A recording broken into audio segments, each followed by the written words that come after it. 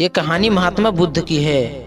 महात्मा बुद्ध जब भी भिक्षा मांगने के लिए जाते थे तो लोग उनको भिक्षा तो देते ही थे, लेकिन कभी कभी उनको घेर कर अपने मन के सवालों का जवाब भी उनसे पूछते थे।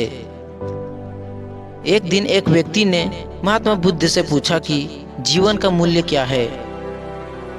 महात्मा बुद्ध ने उस व्यक्ति को एक चमकता हुआ पत्थर दिया और कहा, जाओ इस पत्थर का मूल्य पता करके आओ, पर ध्यान रहे तुम्हें इस पत्थर को बेचना नहीं है, केवल इसका मूल्य पता करना है।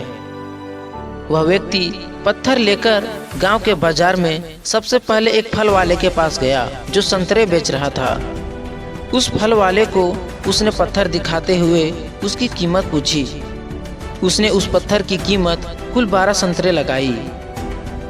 उसके बाद वह व्यक्ति एक सब्जी वाले के पास गया।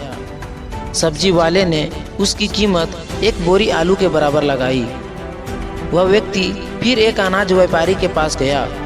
उसने उस पत्थर की कीमत एक बोरी अनाज के बराबर लगाई। इसके बाद वह व्यक्ति एक सोनार के पास गया और उसे पत्थर दिखाया।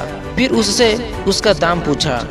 सोनार ने उस पत्थर को देखते ही कहा, 50 लाख रुपए में मुझे इस पत्थर को बेच दो। उस व्यक्ति ने सोनार को मना कर दिया तो सोनार ने फिर से कहा, भाई 2 करोड़ में दे दो, या तुम ही बता दो कि इसकी कीमत तुम कितना लोगे। उस आदमी ने सोनार से कहा, मेरे गुरु ने इस पत्थर को बेचने से मना किया है। इसके बाद वह व्यक्ति हीरे के जौहरी के पास गया। जौहरी ने उस पत्थर को देखा। उसने उसे रूबी के रूप में पहचाना। उसने उस पत्थर के सामने एक लाल कपड़ा बिछाया और उस बेशकीमती रूबी की एक परिक्रमा लगाई, माथा टेका। फिर जौहरी ने उस व्यक्ति से पूछा, कहाँ से लाई हो भाई ये बेशकीमती रूबी? सारी कायनात क्या, सारी दुनिया बेचकर भी इस अनमोल पत्थर की कीमत नहीं लगाई जा सकती है। वह व्यक्ति हक्का बक्का रह गया। फिर वह सीधे महात्मा बुद्ध के पास गया और पैरों के पास हाथ जोड़कर बैठ गया। उसने पूरी कहानी महात्मा बुद्ध को सुनाई और बोला, प्रभु अब आप ही बताओ कि मानवीय जीवन का मूल्य क्या है। महात्मा बुद्ध मुस्कुराते हुए बोले, फल वाला जो संतरे के व्यापारी था उसने पत्थर की कीमत 12 संतरे लगाई। सब्जी वाले ने एक बोरी आलू, अनाज व्यापारी ने एक बोरी अनाज, सोनार से 2 करोड़ और जौहरी ने इसे बेशकीमती माना। ठीक यही स्थिति आपके जीवन के मूल्य की भी है।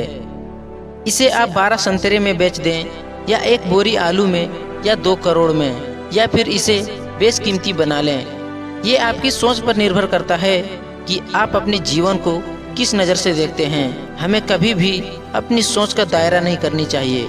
दोस्तों, इस बात को हमेशा ध्यान रखना कि आपके सामने वाला व्यक्ति आपकी कीमत अपनी क्षमता, अपनी जानकार और अपनी समझ से ही लगाएगा।